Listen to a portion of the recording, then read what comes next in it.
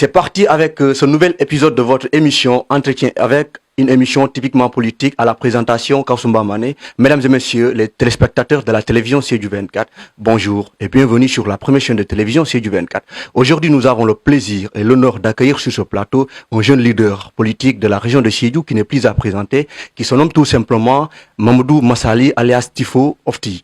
Aujourd'hui, il est là avec nous pour nous parler du côté de Jean-Pierre Senghor, un homme politique également qui n'est plus à présenter. Monsieur Massali, bonjour et bienvenue sur Sédhiou 24. Faites votre présentation.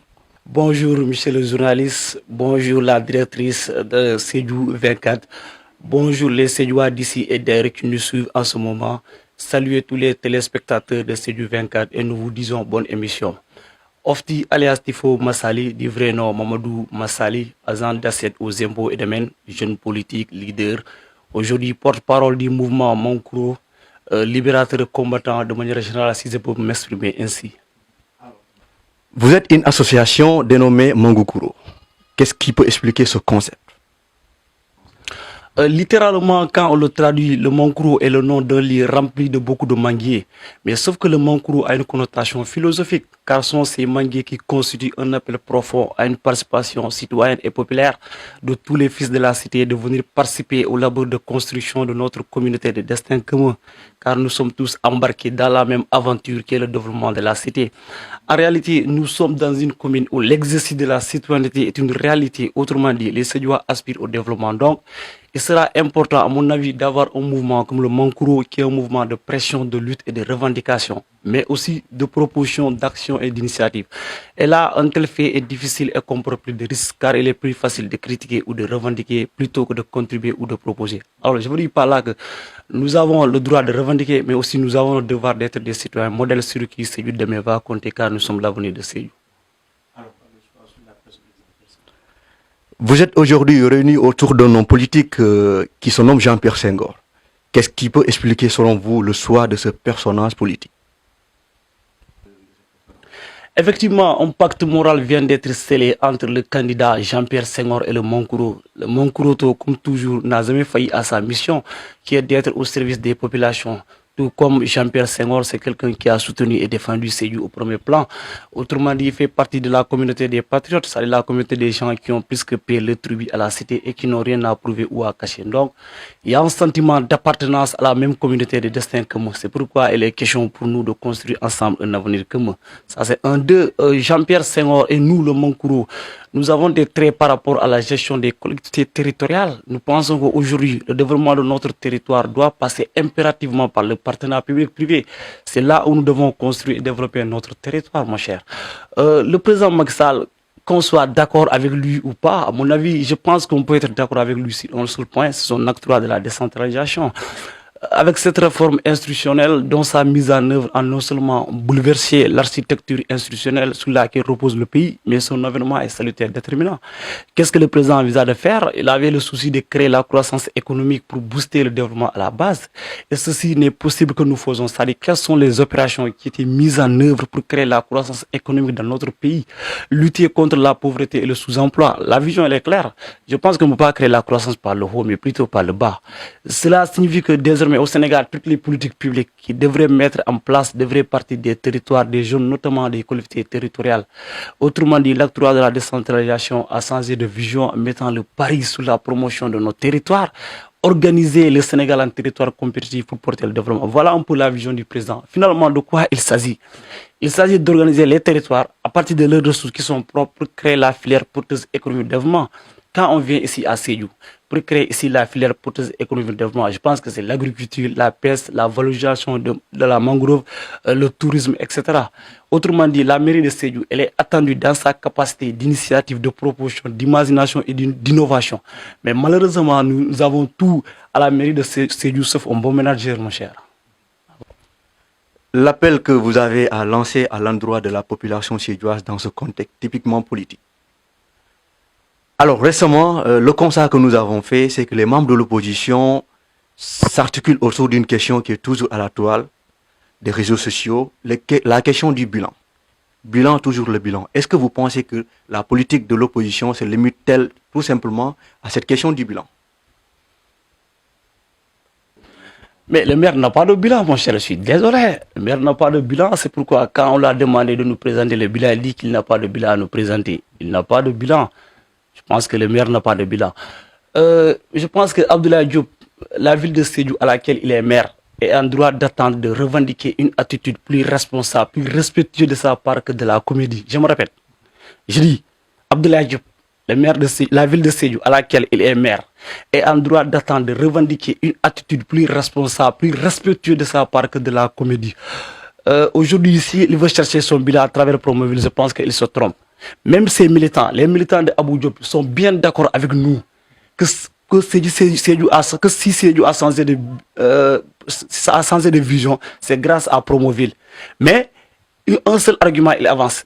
Ils disent que oui, si Sédhiou a bénéficié de Promoville, parce que tout simplement, Abdoulaye Diop il est en phase avec le président de la République. Mais ce qui est un argument très léger. Si tel est le cas, Rufisque n'allait pas bénéficier de Promoville parce que le maire de Rufisque qui est Daouda Niang n'est pas de Beno Bokoyakar, c'est un opposant. Pourtant, Rufisque a bénéficié de Promoville. Si tel est le cas, le maire de la Biscuiterie, Djibril War, c'est un opposant, n'est pas de Beno Bokoyakar, Biscuiterie n'allait pas bénéficier de Promoville. Si tel est le cas, le maire de la Médina, Bamba Fall, Médina n'allait pas bénéficier de Promoville parce que Bamba Fall n'est pas de Beno Bokoyakar à plus forte raison d'appel. Je pense qu'aujourd'hui, Abdoulaye Diop et ses militants doivent comprendre que Promoville n'est pas un projet qui cible les villes du Sénégal. Il est bien écrit dans sa composition que la concrétisation de ce projet, c'est-à-dire la concrétisation de Promoville, va passer impérativement par le développement de toutes les localités du Sénégal. Que la ville soit dans l'opposition ou au pouvoir, peu importe, l'essentiel que la ville soit une ville sénégalaise. À ce titre, on peut se demander si Sédhiou n'est pas une ville du Sénégal. Je pense qu'on peut détailler même ce projet de Promoville. Promoville a vu jour le 19 juillet 2016 à Rufisque lors du Conseil des ministres décentralisé. Dans le cadre de sa politique de développement économique à travers le plan Sénégal émergent, l'État du Sénégal avait favorisé à fort impact sur le développement humain, c'est-à-dire assister les populations pour améliorer la mobilité urbaine, réduire les temps et les coûts de déplacement, renforcer le système d'assainissement collectif pour réduire le phénomène des inondations, renforcer la sécurité des personnes par l'éclairage public et les biens, améliorer le cadre de vie des populations. Voilà un peu l'objectif de Promoville. Maintenant, il est dit que Promoville va connaître deux phases. Il y aura la première phase et la deuxième phase. Première phase, c'est 15 villes qui l'ont bénéficié. Sédhiou fait partie de ces 15 villes-là. C'est Dakar, Saint-Louis, Louga, Podor, Ndioum, Matam, Médina Gounass, Kaolack, Tambacounda, Kédougou, Sédhiou et Kolda. Pourquoi Sédhiou fait partie de cette première vague-là? Parce qu'il est dit que dans la concrétisation de Promoville va passer par le développement de toutes les localités du Sénégal, mais plus particulièrement par des villes qui sont caractérisées par un déficit important en matière d'infrastructures, surtout routières. À l'époque, il fallait signaler qu'en matière d'infrastructures routières, Sédhiou fait partie de la dernière région en matière d'infrastructures routières. C'est pourquoi Sédhiou fait partie de cette première phase-là. Mais ce n'est pas parce que tout simplement nous sommes en phase avec le président de la République. C'est pas ça. Alors, les membres du camp adverse de la politique du maire Abdoulaye Diop sont stigmatisés, voire sont taxés de certains actes ignobles. Je prends l'exemple des caricatures sur les murs d'une institution qui est commune, qui est la mairie. Donc, qu'est-ce que vous avez à dire par rapport à ça? Est-ce que vous êtes d'avis avec les stigmatisations que les gens vous lancent?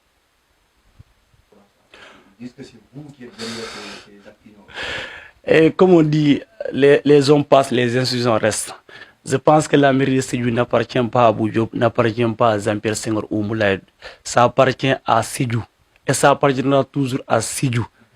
Ces gens qui ont écrit ça, je ne suis pas d'avis avec eux.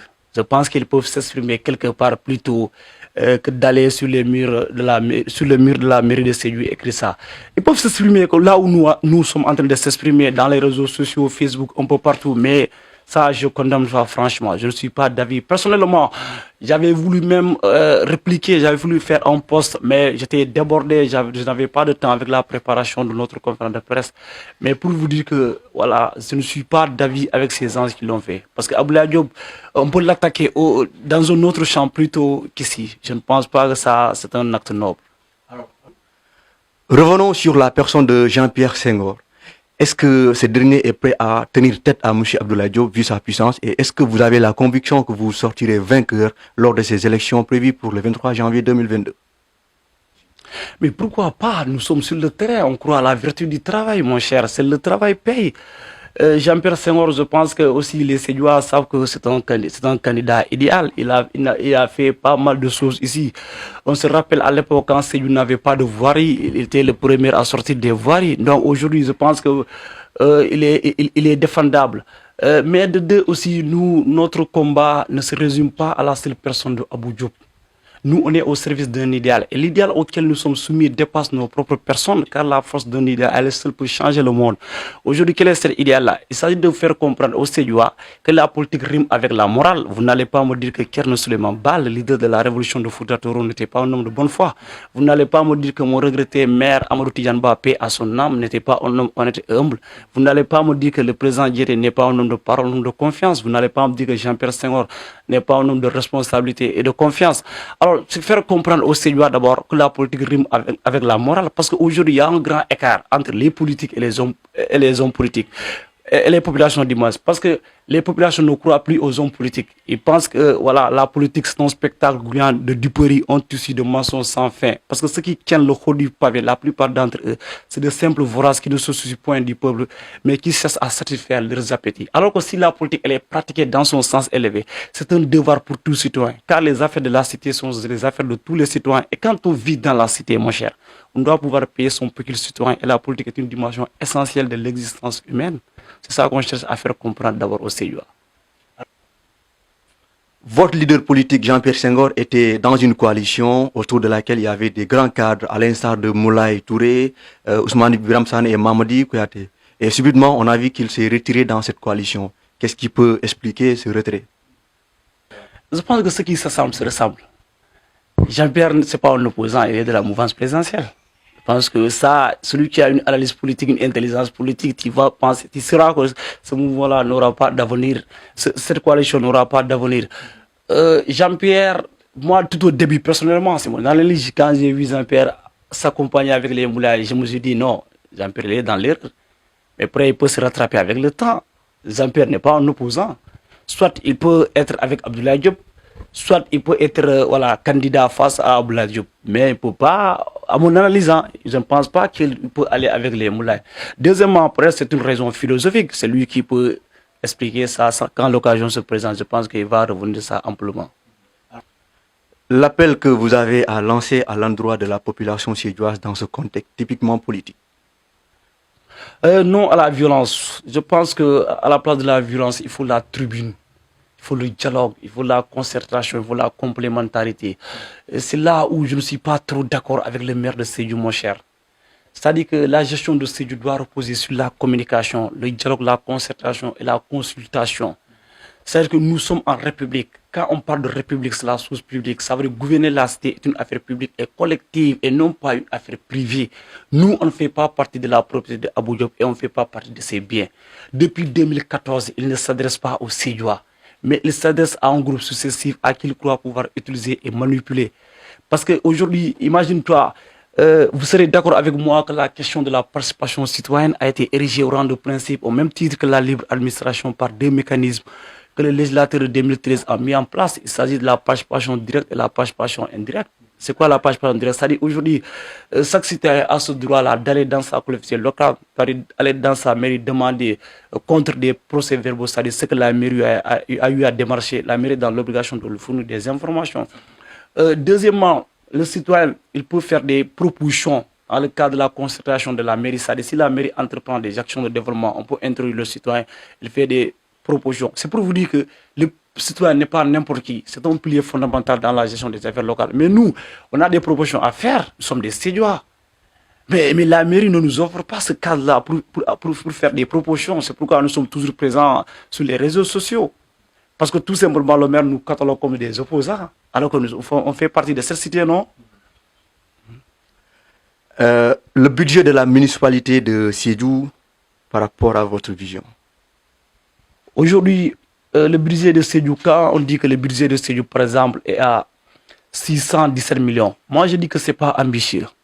Ce n'est pas ambitieux. Nous, on peut atteindre les barres de 1 milliard, mais pourquoi pas? D'abord, le budget est composé de recettes et de dépenses.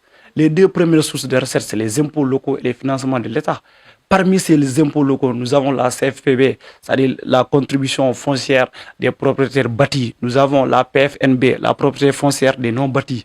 Nous avons la CEL, la contribution économique locale. Nous avons la CELVA, la contribution économique locale de la valeur ajoutée. Nous avons la CLVL, la contribution économique locale de la valeur locative. Nous avons la CZU, la contribution globale unique. Nous avons la TOM, la taxe des ordures ménagères, ainsi que les taxes municipales. C'est pour vous dire que la plate fiscale de Sédhiou n'est pas pauvre. Mais nous avons un seul problème, ça reste un problème de recouvrement, mon cher. Et tant qu'on ne parvient pas à bien recouvrir, notre budget ne va pas connaître grand chose. Parce que l'augmentation du budget dépend des recettes. Mon cher, prenons par exemple le cas de la CFPB, la contribution foncière des propriétés bâties. Elle concerne les constructions. C'est-à-dire toute construction doit payer de l'impôt. Mais à Sédhiou, il y a combien de constructions qui ne paient pas d'impôt? Parce qu'elles ne sont pas enregistrées. Et si elles ne sont pas enregistrées, elles ne paient pas d'impôt. Prenons par exemple le cas de la PFNB, c'est plus grave. C'est-à-dire la propriété foncière des non-bâtis. Les non-bâtis, on fait allusion à quoi? Des terrains vides que tu vois. Tous ces terrains vides-là doivent payer de l'impôt. Un terrain vide, s'il est assis en propriétaire, doit payer de l'impôt. Mais combien de terrains vides qui ne paient pas d'impôt parce qu'ils ne sont pas enregistrés? Prenons le cas par exemple de la CZU, la contribution globale unique. Là, elle concerne le secteur informel, c'est-à-dire les boutiques, les tailleurs, les menuisiers, les mécaniciens, etc. Mais aujourd'hui, mon cher, combien de boutiques ici qui ne paient pas d'impôts? Combien de boutiques qui ne paient pas d'impôts? Certes, il y a des boutiquiers qui paient d'impôts, mais il y a d'autres boutiquiers qui ne paient pas d'impôts. Mais le plus grand paradoxe dans ça aussi, c'est les boutiquiers qui font l'effort dans la contribution de la fiscalité. Les mécaniciens et les terres ne paient pas d'impôts. Alors, qui ne doit pas payer de l'impôt? Tout le monde doit payer de l'impôt. Tout le monde doit contribuer dans l'effort de la fiscalité. C'est pourquoi il est question aujourd'hui pour moi de mettre sur pied la commission de la fiscalité locale. Et cette commission, c'est la loi qui l'a dit à travers l'article 308 du Code général des impôts qui institue la commission de la fiscalité locale. Et cette commission doit exister dans toutes les communes du Sénégal. Elle a un double rôle. Son premier rôle devrait consister au suivi et évaluation des opérations de recensement de tous les immeubles bâtis et non bâtis. Deuxièmement, c'est le recensement du potentiel de la fiscalité dans les collectivités locales. Je pense qu'aujourd'hui, c'est ça que l'administration fiscale a compris. C'est pourquoi aujourd'hui l'administration fiscale a mis sur pied un projet dénommé le YATAL. L'objectif du YATAL, c'est le recensement. Parce qu'il y a beaucoup de particuliers qui ne payent pas d'impôts parce qu'ils ne sont pas enregistrés. Aussi, il faut que les collectivités locales, parfois, aient une visibilité sur leurs impôts. Parce que les collectivités locales n'ont pas une visibilité sur leurs impôts. C'est l'État qui fait le recouvrement et il leur verse. Je pense qu'aujourd'hui, avec cette commission fiscale locale, ça va permettre qu'il y ait une visibilité sur leurs impôts. Oui, merci. Le maire Abdoulaye Diop serait le grand favori de ces élections prévues pour le 23 janvier. Partagez-vous cette affirmation de certaines personnes? Chose que je retiens en sciences politiques, on dit entre une campagne et une élection, il y a un grand écart. Autrement dit, la popularité ne suffit pas pour être victorieux dans une élection. Deuxièmement, Abdoulaye Diop doit comprendre que lui, c'est l'État. Quand on parle de l'État, l'État c'est composé de qui est qui, du président de la République et son gouvernement, autrement dit le pouvoir exécutif. Et Abdoulaye Diop fait partie de ce pouvoir exécutif. Donc lui c'est l'État. C'est naturel et normal que quand il vient à Sédhiou, tout le monde sort. Est-ce que le fait que tout le monde sort et tout le monde est avec lui, vous, il y a des gens qui vous sourient, ne sont pas forcément vos amis. Troisièmement, je vous rejoins, c'est vrai qu'ici à Sédhiou, il faut le signaler, les Sédhiouans ne votent pas toujours pour un programme. Les Sédhiouans votent par affinité ou bien ils votent pour des leaders qu'ils jugent par leurs propres critères d'appréciation. Et là, ça devient compliqué. Les Sédhiouans ont voté pour Abdoulaye Diop pour 5 ans. Aujourd'hui, il a fait 8 ans sans bilan. Les gens décident de renouveler leur confiance pour ce dernier pour qu'il fasse 13 ans. C'est contradictoire. Mais mieux, sur les orientations de l'octroi de la décentralisation, il y a ce qu'on appelle approche territoriale du développement. C'est-à-dire aujourd'hui, chaque collectivité territoriale doit mettre en place un plan de développement adossé aux ressources du territoire, une unité de transformation des produits locaux, une valorisation de la mangrove, monter des projets de développement adossés aux ressources du territoire. Ce projet-là, maintenant, en tant que maire, j'y investis dans le cadre de fonds d'équipement que j'ai, mais aussi rechercher le financement extérieur. Si le projet est suffisamment pertinent, suffisamment attractif, à partir de ces ressources, le partenaire vient nous investir à partir d'un partenariat public-privé. On signe une convention avec la Chambre de commerce, on signe une convention avec Aide Afrique ou bien on signe une convention avec une ONG suffisamment forte qui pourra nous aider dans notre développement. On jure carte sur table d'ici 10 ans, 20 ans. Vous récupérez la gestion, vous prenez les fonds. Vous me laissez l'ouvrage, ou bien on fait le 50-50 dans le cadre de l'affermage. Donc, ce sont ces arts d'initiative qu'on attend à la mairie de Sédhiou. Mais malheureusement, quand on a un maire qui n'a jamais monté un projet, qui n'a jamais signé un partenariat, qui ne rêve pas, qui ne fait plus rêver, qui nous... Votre mot de la fin. Moi, l'a fait dire aux Sédouas de voter pour Jean-Pierre Senghor. C'est notre mot de fin parce que c'est lui notre candidat, c'est un bon candidat. On souhaite à la population de Sédhiou voilà, de voir Jean-Pierre Senghor leur diriger. Merci. Merci la directrice, merci le journaliste. Mesdames et messieurs les téléspectateurs de la télévision Sédhiou 24, c'était un immense plaisir de vous accueillir sur ce plateau de entretien avec à la présentation Kaoussoumba Mané, Sédhiou 24, le professionnalisme et la qualité en primo. Merci beaucoup.